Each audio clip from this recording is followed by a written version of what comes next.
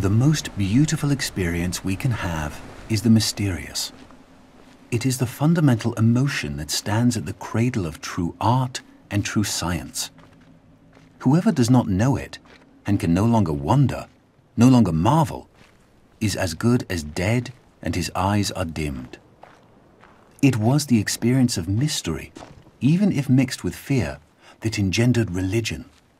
A knowledge of the existence of something we cannot penetrate, our perceptions of the profoundest reason and the most radiant beauty, which only in their most primitive forms are accessible to our minds. It is this knowledge and this emotion that constitute true religiosity. In this sense, and in this alone, I am a deeply religious man. I cannot conceive of a God who rewards and punishes his creatures, or has a will of the kind that we experience in ourselves. Neither can I, nor would I, want to conceive of an individual that survives his physical death. Let feeble souls, from fear or absurd egoism, cherish such thoughts. I am satisfied with the mystery of the eternity of life, and with the awareness and a glimpse of the marvelous structure of the existing world, together with the devoted striving to comprehend a portion, be it ever so tiny, of the reason that manifests itself in nature. Albert Einstein, 1931.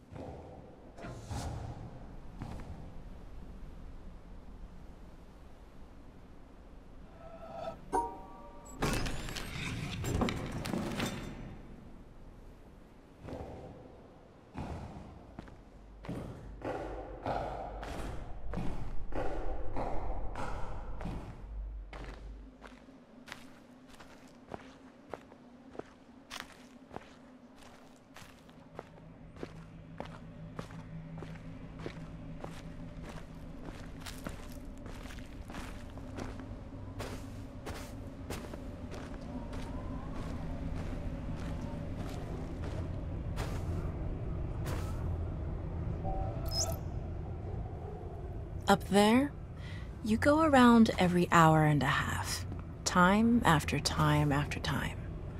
You wake up usually in the mornings, and just the way that the track of your orbits go, you wake up over the Mideast, over North Africa. As you eat breakfast, you look out the window as you're going past, and there's the Mediterranean area, and Greece, and Rome, and North Africa, and the Sinai, the whole area.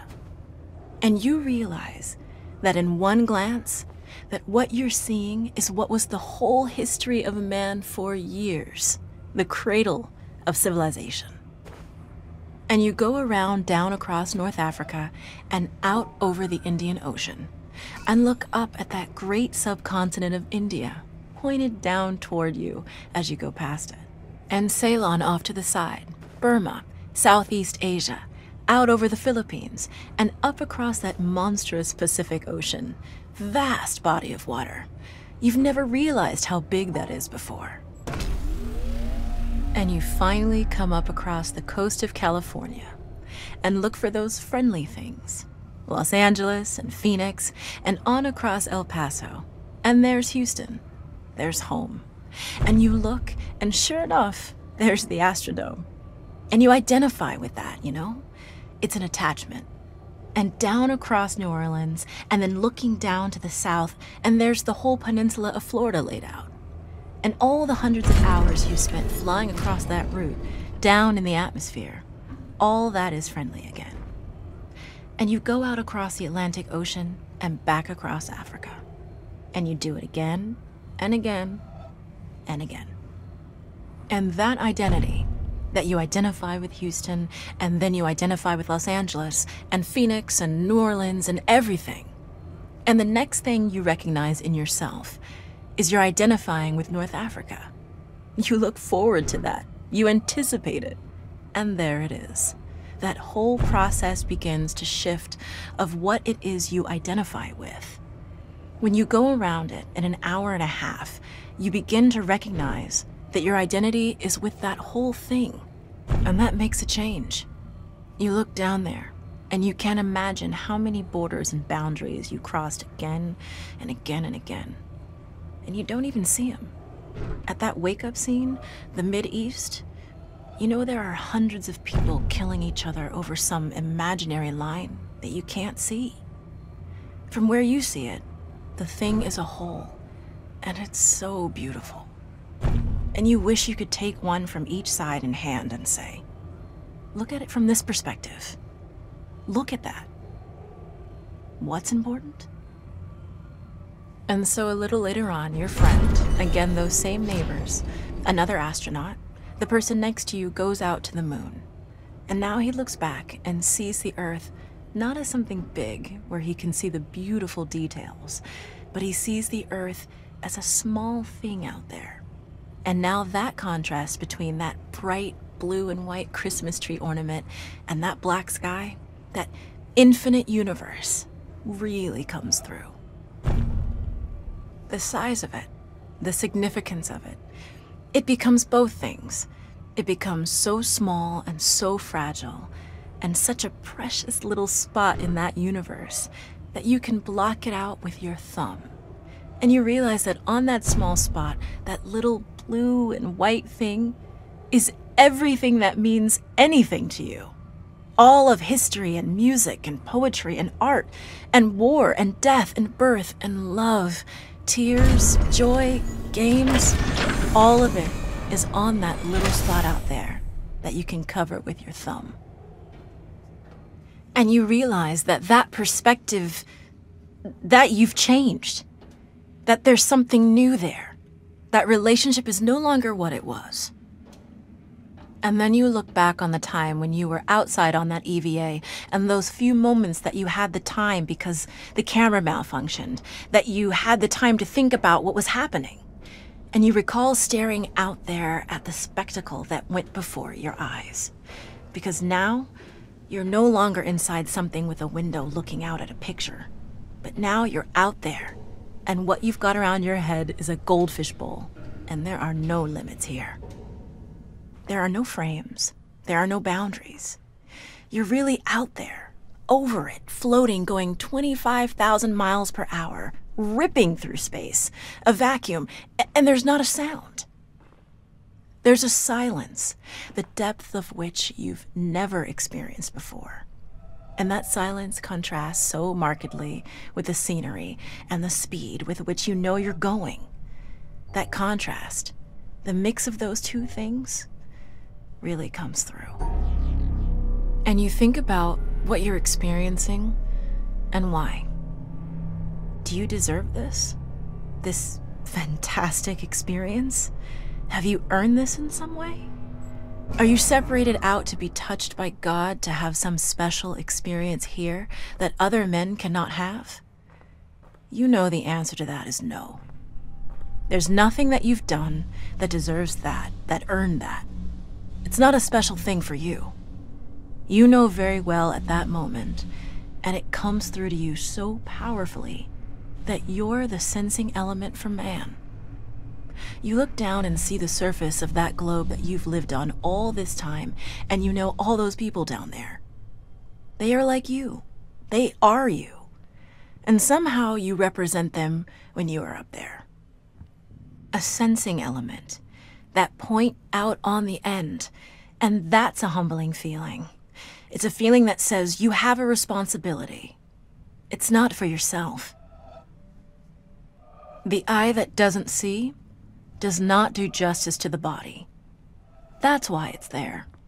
That's why you're out there. And somehow you recognize that you're a piece of this total life. You're out on that forefront and you have to bring that back somehow. And that becomes a rather special responsibility. It tells you something about your relationship with this thing we call life. And when you come back, there's a difference in that world now. There's a difference in that relationship between you and that planet, and you and all those other forms of life on that planet, because you've had that kind of experience. It's a difference, and it's so precious.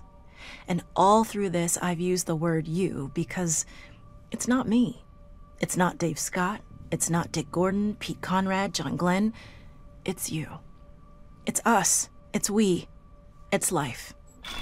It's had that experience.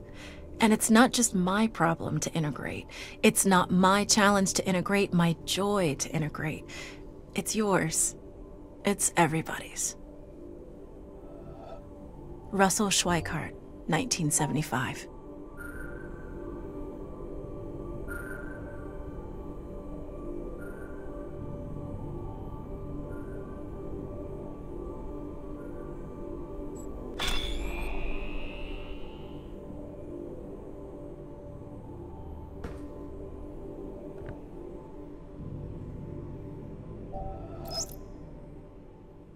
Two major schools of Zen exist in Japan, the Rinzai and the Soto.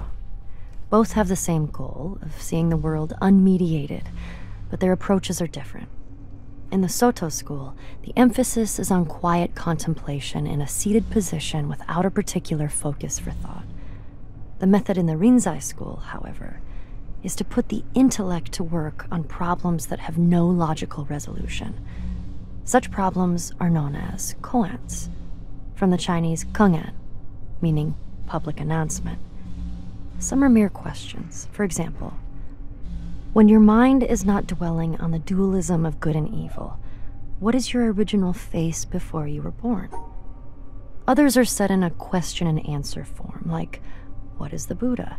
Answer, 3 pounds of flax, or the cypress tree in the courtyard, to name but two of the classic responses. According to tradition, there are 1,700 such conundrums in the Zen repertoire, and their common aim is to induce a kind of intellectual catastrophe, a sudden jump which lifts the individual out of the domain of words and reason into a direct, non-mediated experience known as Satori. Zen differs from other meditative forms, including other schools of Buddhism, in that it does not start from where we are and gradually lead us to a clear view of the true way of the world. It is not a progressive system in this respect. The sole purpose of studying Zen is to have Zen experiences, sudden moments, like flashes of lightning, when the intellect is short-circuited and there is no longer a barrier between the experiencer and reality. David Darling, 1996.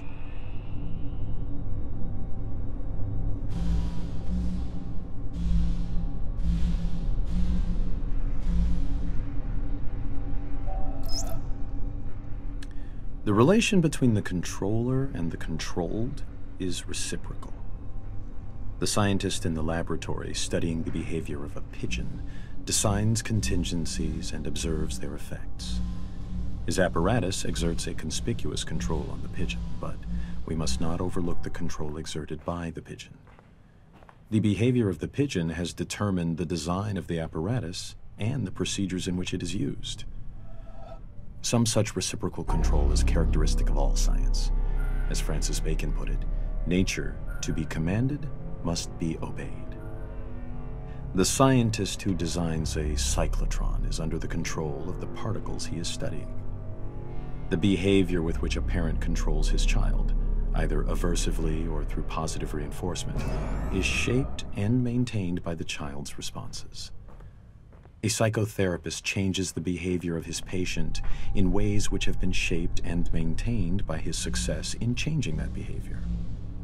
A government or religion prescribes and imposes sanctions selected by their effectiveness in controlling citizen or communicant.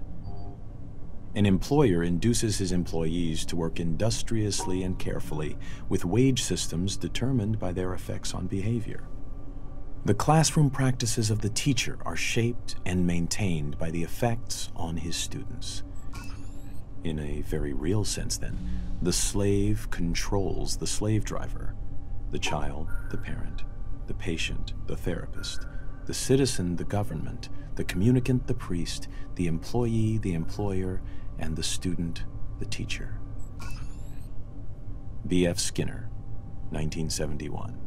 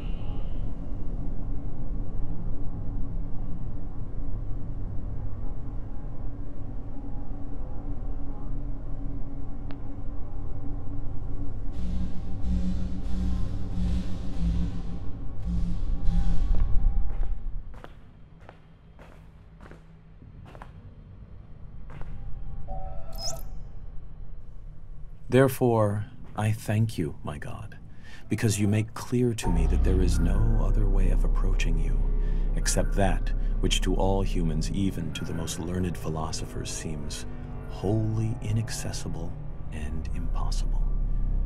For you have shown me that you cannot be seen elsewhere than where impossibility confronts and obstructs me.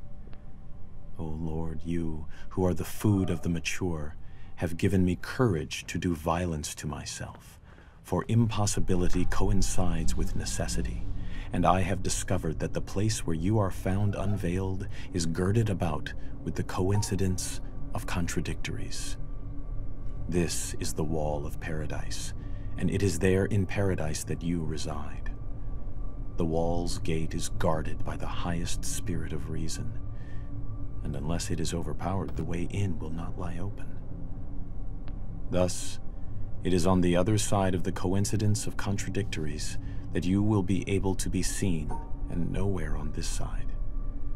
If, therefore, impossibility is necessity in your sight, O Lord, there is nothing which your sight does not see. Nicholas of Cusa, 1453.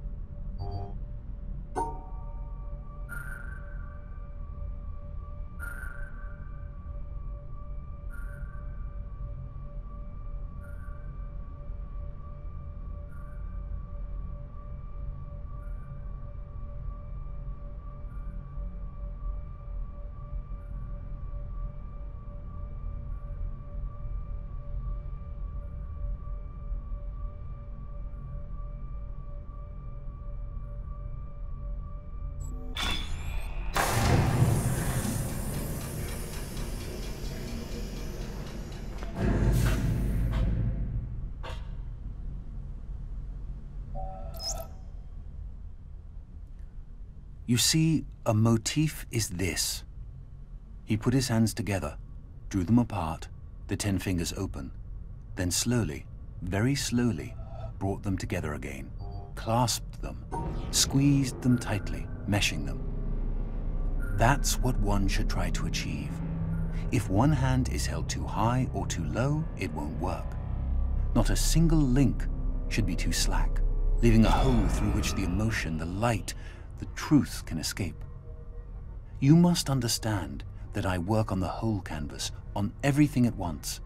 With one impulse, with undivided faith, I approach all the scattered bits and pieces. Everything we see falls apart, vanishes, doesn't it?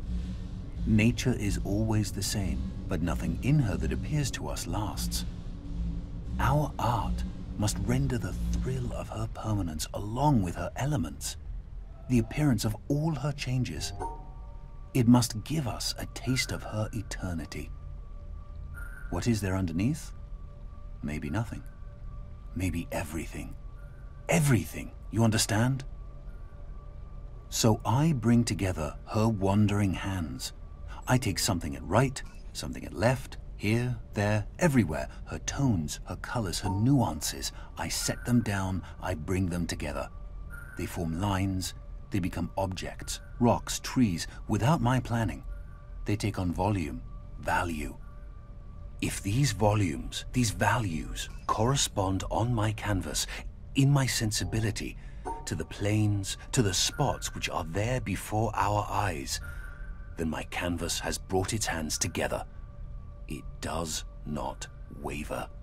The hands have been joined neither too high nor too low. My canvas is true, compact, full.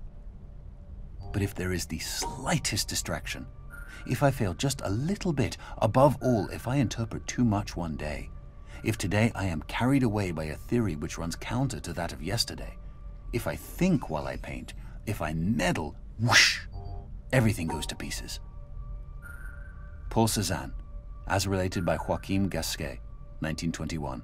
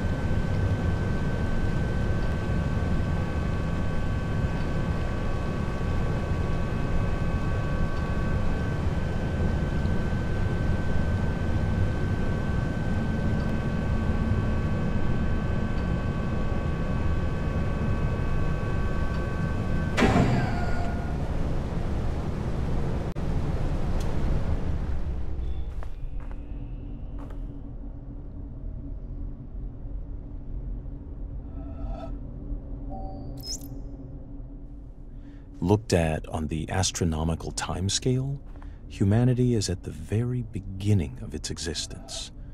A newborn babe, with all the unexplored potentialities of babyhood.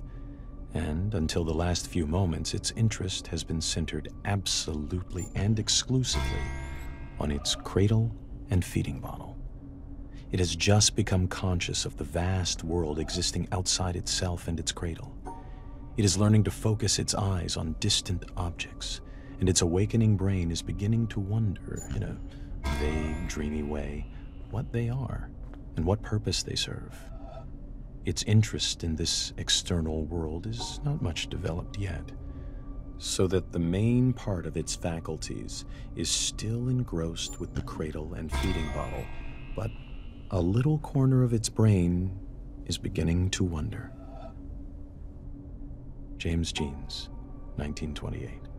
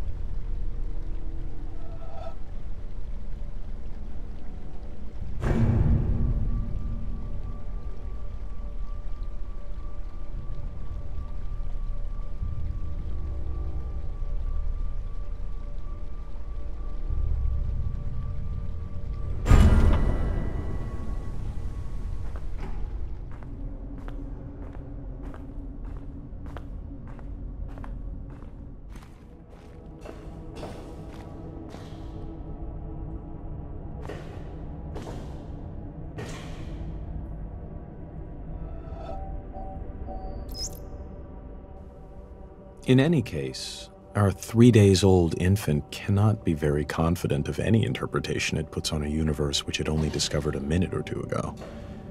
We have said it has 70 years of life before it, but in truth, its expectation of life would seem to be nearer to 70,000 years. It may be puzzled, distressed, and often irritated at the apparent meaninglessness and incomprehensibility of the world to which it has suddenly wakened up. But it is still very young. It might travel half the world over before finding another baby as young and inexperienced as itself. It has before it time enough and to spare in which it may understand everything. Sooner or later, the pieces of the puzzle must begin to fit together, although it may reasonably be doubted whether the whole picture can ever be comprehensible to one small and apparently quite insignificant part of the picture. James Jeans, 1928.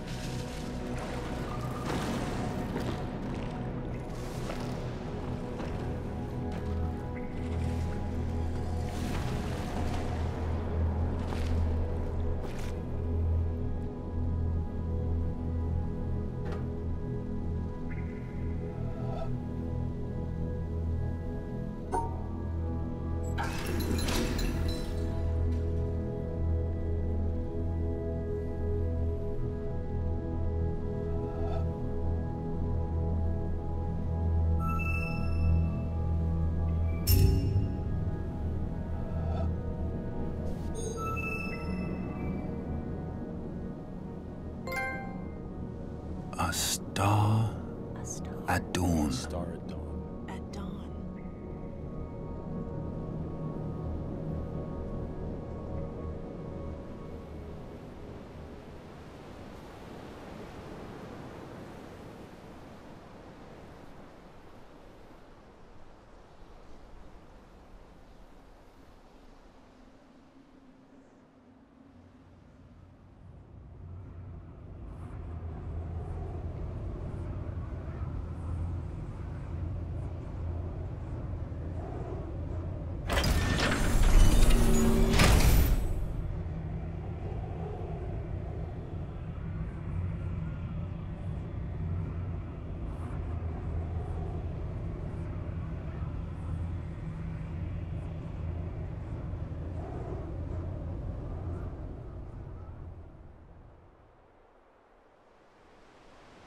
A bubble A bubble. A bubble in a stream. in a stream.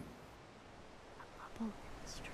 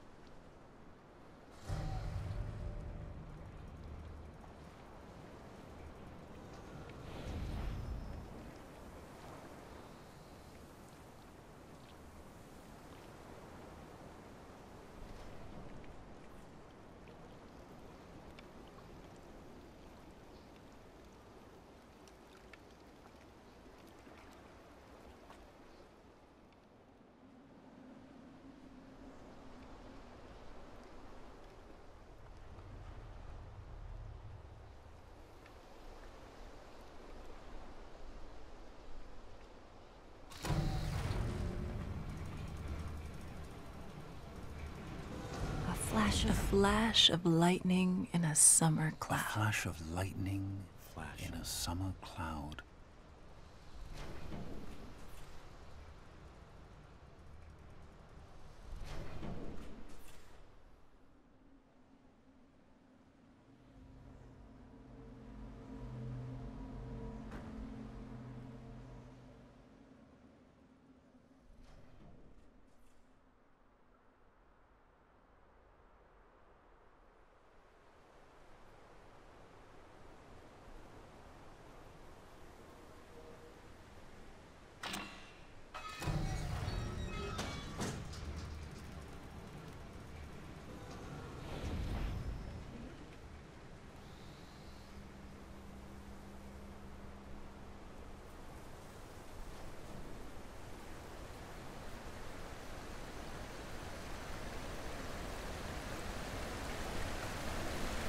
A flickering lamp.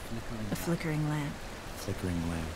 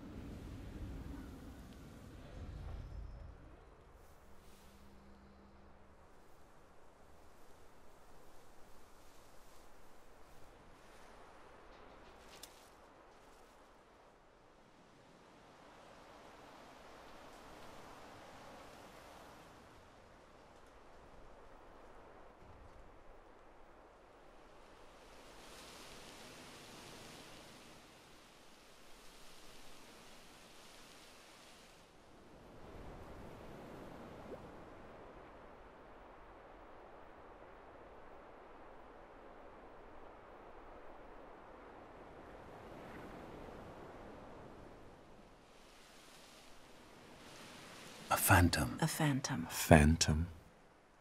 A phantom.